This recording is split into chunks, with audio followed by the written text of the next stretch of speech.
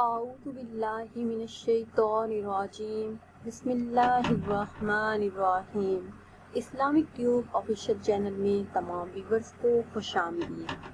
پیاری اسلامی بہنوں اور بھائیوں، آج کی اس خاص ویڈیو میں اعتکاف کی ضروری مسائل لے کر آپ کی خدمت میں حاضر ہوں۔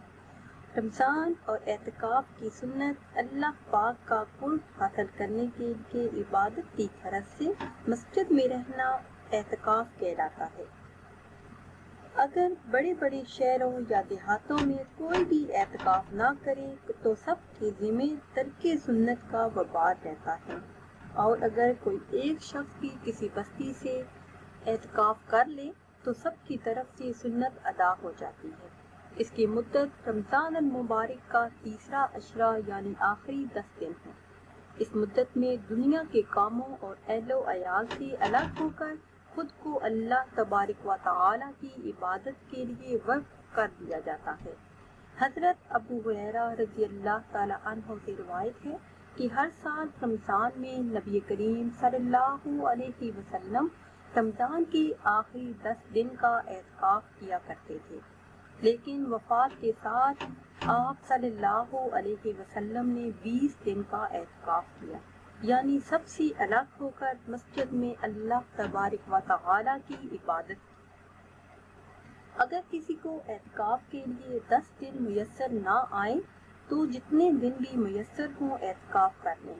حضرت ابو ہریرہ رضی اللہ تعالی عنہ سے روایت ہے کہ حضرت عمر نے نبی کریم صلی اللہ علیہ وسلم سے پوچھا، یا رسول اللہ صلی اللہ علیہ وسلم، میں نے زمانہ جہالت میں مسجد حرام میں ایک رات کا اعتکاف کرنے کی نظر مانی، تو آپ صلی اللہ علیہ وسلم نے فرمایا کہ اپنی نظر پوری کریں، اس سے یہ ضروری ہے کہ اگر 10 دن بھی تو ایک رات کی عبادت کریں۔ حضرت عائشہ صدیقہ رضی اللہ تعالی عنہما فرماتی ہیں کہ اعتکاف کرنے والا کوئی بھی غیر ضروری کام نہ کرے، نہ ہی مریض کی عیادت کرے، نہ ہی اپنے کسی عزیز رشتے دار کو پوچھنے جائے، اور نہ ہی ملنے جائے، مسجد میں ہی رہے، نہ ہی نماز جنازہ پڑھنے کے لیے جائے، شدید حاجات کے لیے باہر نکل سکتا ہے، واش روم جا سکتا ہے، جب جسم سے بو آنے لگے تو تھوڑا سا پانی اپنے اوپر بہانے کے لیے جا سکتا ہے۔ یہ نہیں کہ انسان اپنے گھر جائے، تسلی سے نہائے دھوئے، اعتکاف میں ایسا کرنا جائز نہیں۔ اب رہا یہ سوال کہ خواتین کا گھر میں اعتکاف کرنا کیسا ہے، تو خواتین کا گھر میں اعتکاف کرنا ہی بہتر ہے۔ خواتین کے لیے اس کے اعتکاف کی جگہ وہی ہے جو گھر میں اس کی نماز کی جگہ ہے، وہیں پہ وہ اعتکاف کرے۔ نبی کریم صلی اللہ علیہ وسلم جب دنیا سے رخصت ہوئے، آپ کے بعد بھی آپ کی ازواج مطہرات نے بھی اعتکاف کیا۔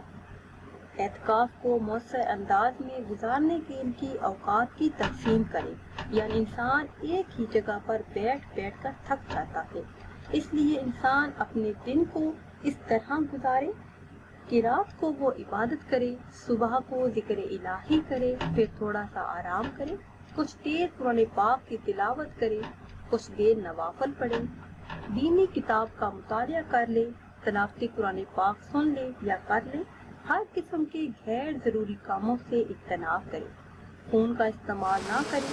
مسجد میں اعتکاف کے دوران دیگر احباب کے ساتھ غیر ضروری گفتگو کرنا منع ہے۔